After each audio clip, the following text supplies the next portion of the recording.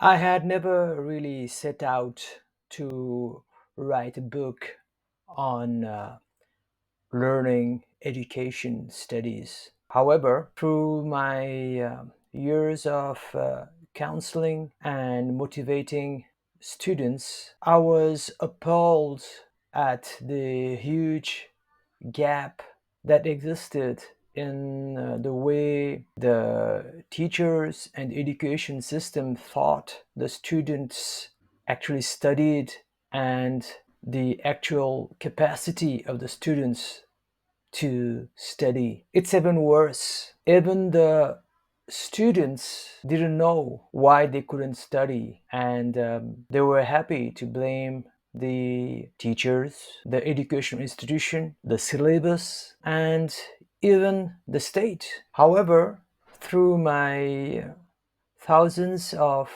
one-to-one counseling sessions with students, I was shown a totally different picture of the reality of this gap.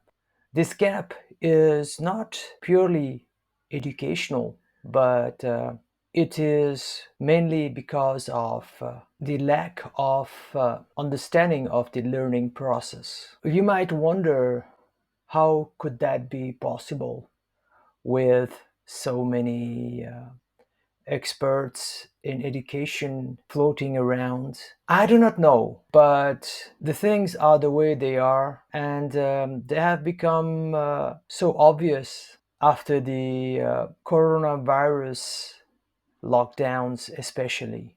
Before, definitely there was the same problem, but after the lockdown, the students had faced a situation like never before. Whereas earlier, the students were forced to learn through the various educational processes. The lockdown created a state whereby those processes were not applicable. We have experienced it as the necessity to have online classes, and thus the absence of a teacher around the student to make sure that they listened in class. Assignments couldn't be done or were plagiarized heavily. Exams couldn't be administered. Somehow, this lockdown triggered a chain of events that brought the worst out of the pre existing weaknesses in the educational system. This is where my counseling of students actually began. Before, I was in the assumption that everything was fine, the system was fine, and so I had put all my efforts in coming up with solutions to solve problems that were so abstract, like management, strategy, communications, decision making, and all the soft skills. At the same time, I was making head on progress with my spiritual pursuits and making lots of pathways into helping the world understand meditation, the spiritual world, and these abstract concepts of the inner world. However, I realized that people couldn't apply all the things that I was talking about. Also, at the beginning, although there was lots of commotion and interest, the desire or even the capacity to learn about these soft skills and spiritual matters dwindled in people. At that time, I never really knew what was going on or why it was going that way. I thought that people were simply not interested in those kinds of things like leadership and enlightenment. Then, after sitting with thousands of students in their 11th and 12th grades, it dawned upon me that people couldn't understand the above topics of self development and liberation because they haven't had a proper mastery over language such as English and didn't have the proper logical thinking capacity to understand these topics. This is going to be a very long book. All the findings I have made in the gap and flaws in the process of learning will be exposed and provided a solution for in this book. I do not know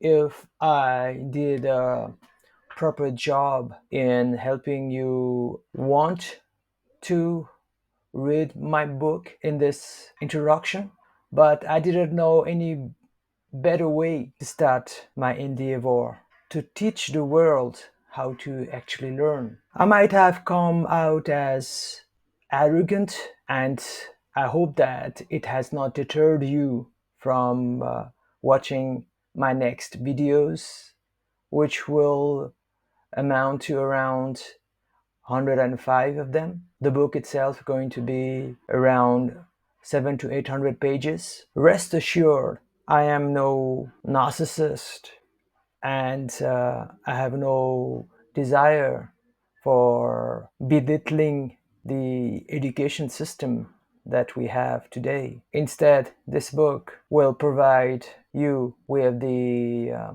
processes, strategies, systems, structures, concepts that you will need in order to master the art of learning any subject. I am talking about a very grave matter. This book is about learning and is mainly aimed towards students, whether they are in school, college, or university, or even those of graduate level or higher.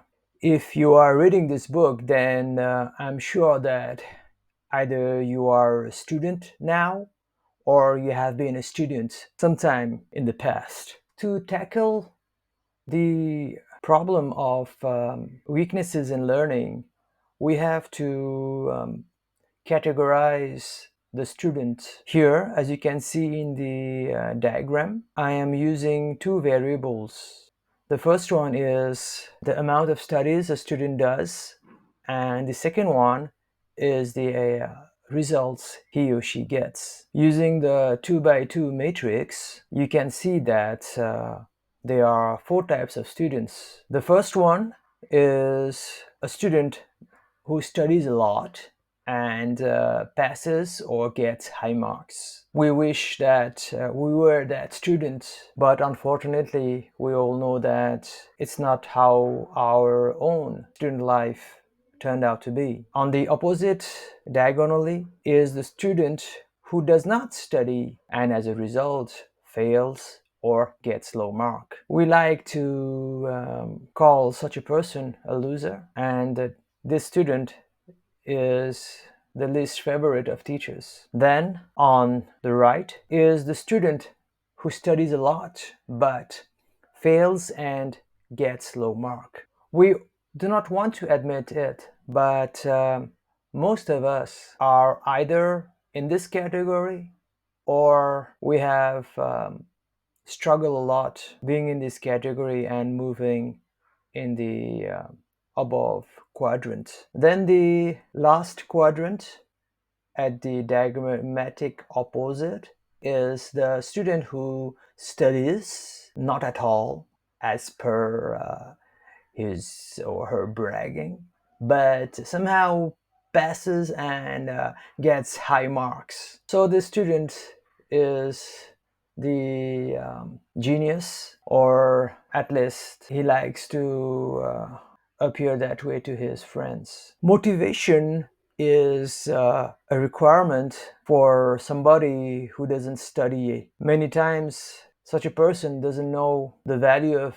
education. However, the real problem is that they are confused with the eternal debate that we'll be talking about in the next section or video, that is money versus knowledge. In today's world where we are trapped in the clutches of social media and the need of influencers to increase their views and subscribers. Money has been portrayed as the savior and the ultimate goal of life. It has always been so, but especially in the Generation Z, this is a major problem because they are being bombarded every minute of the day with their phones, which they hold in their palm. Besides that, people confuse students who do not study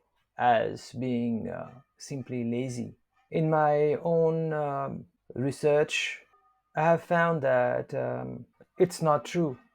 Students want to study, but they do not study because they don't know how to study. And that's where I was baffled. In order to understand a concept, a student needs to know the foundation of that concept. However, they don't have that foundation. I am talking very superficially in this introduction because I'll be covering more examples later on. For many students, as a result of this lack of foundation, it appears as if they came to a movie theater after halftime and they have no idea what the movie is about. Consequently, they get bored and they just give up.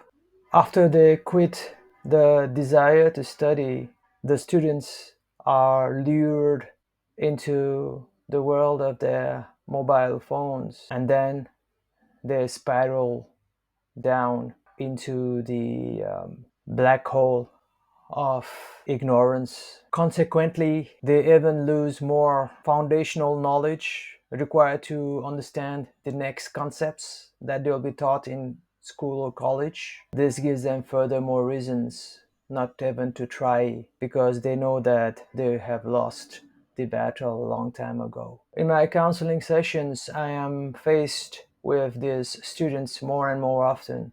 What makes me sad is that nobody maybe tried to understand why they did not study and simply assume that they were lazy. Again, the cause of the lack of foundation in terms of knowledge is in itself so vast and deep that I will have to talk about it in another book. Here I just provide to you the solution. Why? There is little we can do knowing the cause, and instead it will deviate our attention from what needs to be done here to move towards a state whereby the student is able to want to study because he knows how to study. Then the next variable is that students do not get good marks. Now, that's been always a debate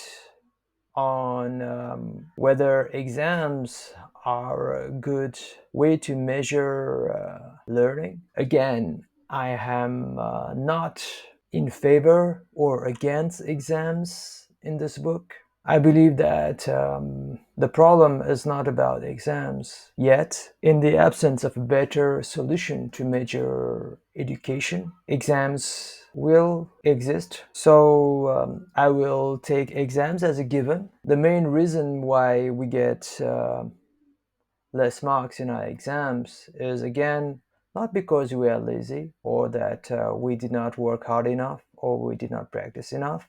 Instead, it's because many of the students do not even know how they get marks in the exams. Most of the students think that they get high marks if they work hard and study hard. However, they are surprised when I tell them that it's not how it works. Exam papers are checked by human beings. It could be their own teachers or examiners prescribed by the education board. So the students have got to understand that it is irrelevant how much they have studied unless they are able to present their knowledge in a way that the one checking their papers feels that it's worth good marks. Those who are really good at getting high marks knows this simple truth or axiom, and I'm sure that if you are one of them, you must be mocking me at presenting such obvious fact. But I have found that 90% of the students are unaware of this fact.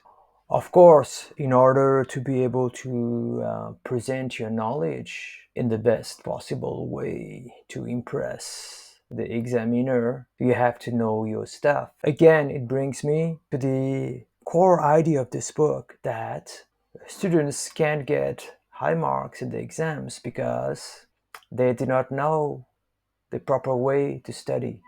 Among the four types of students that you are seeing in the diagram, this book will help most those who study a lot but are not able to get good marks. Also, it will help the students who do not study because simply they don't know how to study. I myself was never a student who aimed for high marks, even though I knew how it worked. Instead, I focused on understanding and having a long term memory of everything that I studied. So, if you are a student who wants even more higher marks in the exams, well, I'll not be providing such ideas in great depth, even though I will be touching that topic here and there. For the students who study a lot and get high marks, I still think that this book will add a lot of value to you. I will talk more about who this book is for and why I had to write this book later on in the introduction. For now, let's go into the eternal debate of money versus knowledge.